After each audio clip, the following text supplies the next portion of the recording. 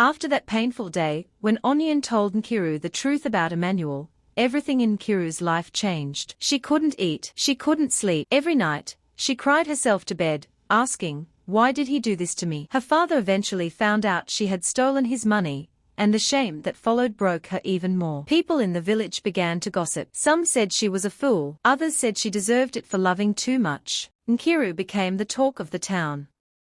She stopped going out. She stopped smiling. The once bright girl full of laughter had turned into a shadow of herself. But life has a way of turning pain into power. One day, her friend Onion came to her house and said, "Nkiru, crying won't change anything. You are still beautiful, still strong. If Emmanuel has moved on, then you must rise and move on too." Those words hit Nkiru deeply. That night, she sat alone under the same mango tree where she and Emmanuel used to meet, and she whispered to herself, "I may have lost him, but I won't lose myself."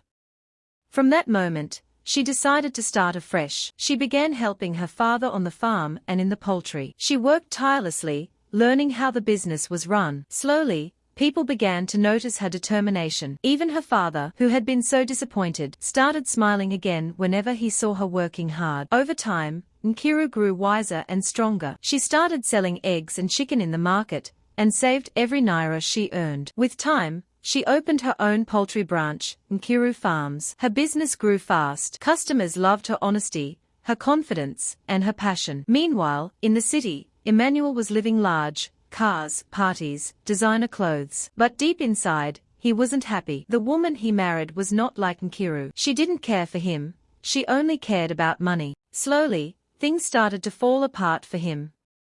The same friends who praised him began to disappear when things got tough. His wife left him when the money ran dry. One morning, Emmanuel woke up with nothing but regret. He decided to return to the village, hoping to start over. When he arrived, the whole village was talking about a young woman who had become one of the most successful business owners in town. He was shocked to hear it was Nkiru. He couldn't believe it. The same girl he used and abandoned had become everything he once dreamed of. He went to see her. When he arrived at her poultry farm, he saw her, confident, well-dressed, and smiling as she gave instructions to her workers. She looked even more beautiful than before. Their eyes met.